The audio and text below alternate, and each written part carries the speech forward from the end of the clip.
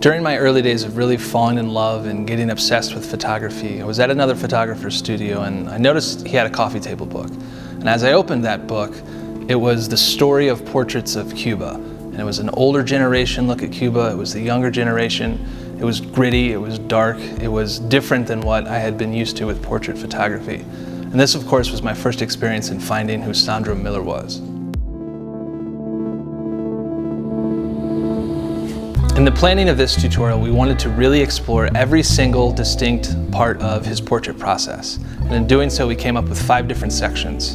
In the first section of this tutorial, we're going to explore everything about pre-production. We travel to Sandro's studio in Chicago, get into a lot of his different lighting modifiers, set up test shoots with both male and female, and really get into how he lights, crafts light, and thinks about light when doing a portrait project. From there, we travel to Dallas to interview a digital tech that's coming with us. We'll cover redundancies, we're going to cover Capture One's setup and workflow, how we're going to back up files, and all of the gear that this digital tech is going to bring to ensure that our shoot in the jungle is going to go to plan.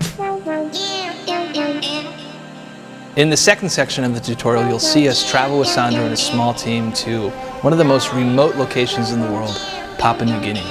Here you'll see Sandro build a studio and craft light in any scenario. You're going to see him work with subjects that don't speak his language and be able to craft light using minimal tools of one light to build amazing images for his published body of work. I think one of the biggest takeaways that you're going to see from this tutorial is Sandro's ability to create a studio anywhere he goes. Sandro's obsessed with light. He has to have the lighting perfect. And that's something that's stressed over and over and over in this tutorial. You'll see Sandro create a studio in a coffee factory. You're going to see Sandro create a studio in a hut in the jungle and up in the mountains. You're going to see Sandro create a studio in one of the most dangerous gang houses in one of the most dangerous cities in the world.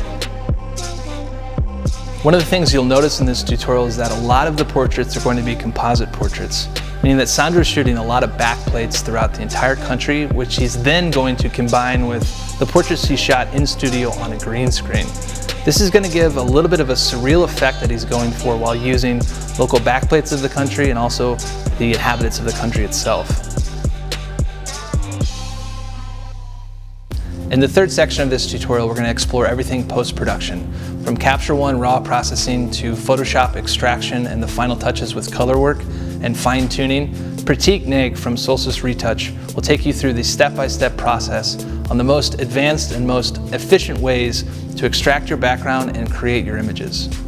Now, Pratik is going to break it down and make it really easy for you to extract things like feathers, things like hair, and fine details of a costume, and then blend them into a different background. This can oftentimes be a very frustrating part of post-processing, but Pratik breaks this down in a way that's easy to follow and easy to practice with the files that we've included.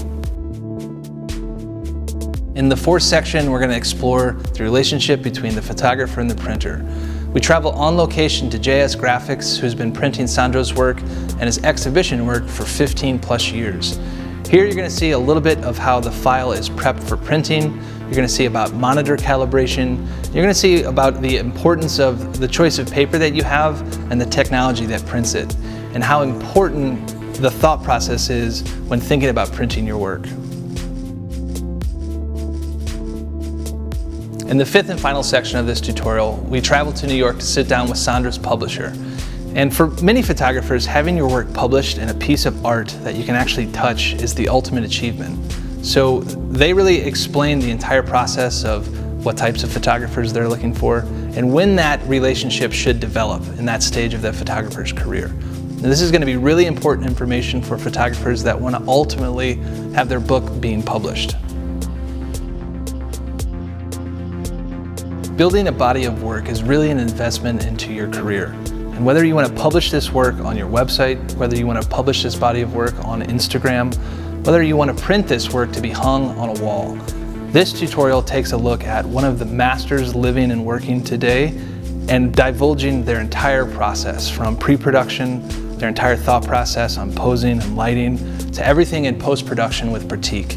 This tutorial takes an entire look at how to build a body of work that's ready to be published.